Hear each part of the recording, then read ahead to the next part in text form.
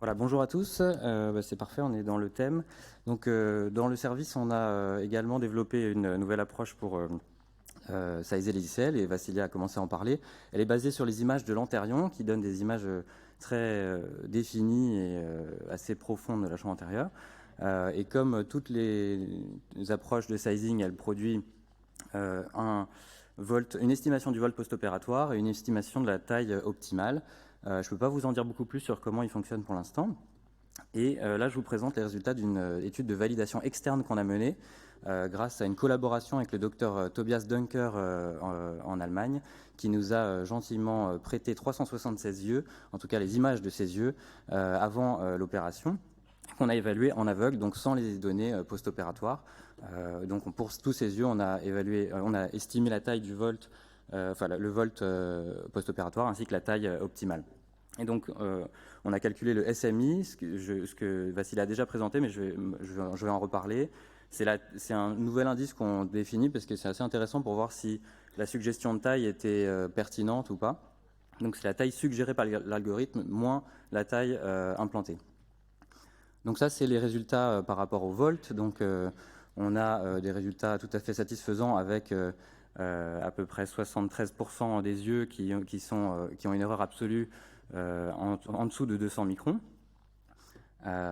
Et donc ça, c'est les fameuses courbes de SMI. Donc, juste pour vous l'expliquer rapidement, donc il y a les deux traits verticaux verts, c'est les limites 250 et 750 de volts acceptables. Donc, les points qui sont à l'intérieur ont obtenu un volt acceptable post-opératoire.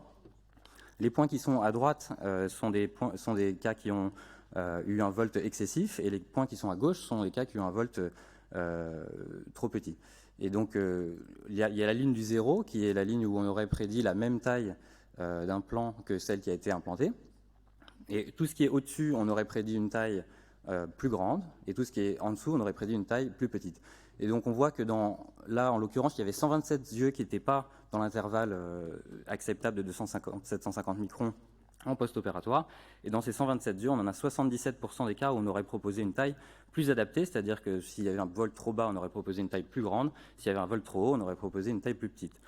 Ce qui est intéressant, c'est aussi que dans l'intervalle 250-750, on n'a pas toujours proposé la même taille, mais on voit qu'il y a la même tendance. C'est-à-dire que les yeux qui avaient un vol plutôt bas dans cet intervalle, 200, 300, etc., on aurait proposé une taille plus grande, ce qui aurait eu l'effet de rapprocher ces volts de la valeur de 500. Et pour ceux qui sont à l'inverse, à l'autre extrême de cet intervalle, donc plutôt autour de 750, 700, 600, on aurait souvent proposé une taille un peu plus petite, ce qui aurait aussi l'effet de les rapprocher de 500. Il y a eu dans cette cohorte 7 yeux qui ont nécessité un changement d'ICL pour un problème de taille. Donc ils sont répertoriés ici, donc avec les premières tailles qui ont été implantées et le volt qui a été obtenu avec cette taille-là. Donc le plus souvent on avait des volts excessifs. Il y en avait un qui était un volt trop petit, c'est celui qui est le point d'interrogation, mais on n'avait pas les images, donc j'ai pas la valeur exacte. Mais on sait ce qui a été mis en deuxième intention. Et donc, on voit que dans quasiment tous les cas, notre algorithme avait prédit la bonne taille qui avait été mise secondairement et qui a obtenu un volt satisfaisant. Alors, il y a deux cas intéressants. Il y a le cas de la ligne numéro 2, là, où on a suggéré une taille de 13,7, mais il n'y a pas plus grand dans tous les cas. Et là, on a un volt de 163, donc on ne peut pas faire beaucoup mieux que ça. Et le dernier cas, finalement, eux, ils avaient mis un 13,2. Ils ont une première fois un volt de 1300 et quelques. Ils ont changé pour un 12,6, donc seulement une taille en dessous. Ils ont obtenu un vol de 964, et nous, on suggérait une taille de 12,1. Donc, visiblement, ça aurait été un peu plus adapté que ce qui a été mis.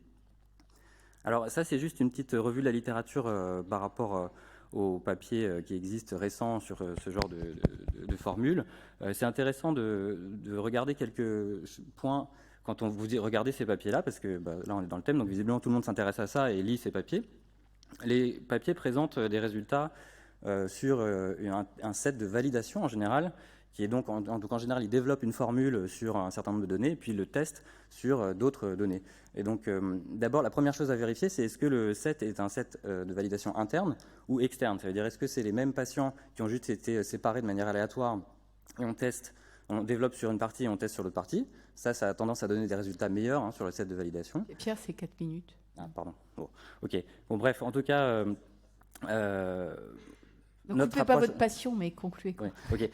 Notre approche marche très bien. On a la plus large cohorte de validation externe publiée et on évite la plupart des grosses surprises avec cette approche-là. Et si vous avez un Antérion et que vous êtes intéressé pour tester notre algo, n'hésitez pas à nous envoyer un petit message. Voilà, merci beaucoup à tous ceux qui ont travaillé là-dessus.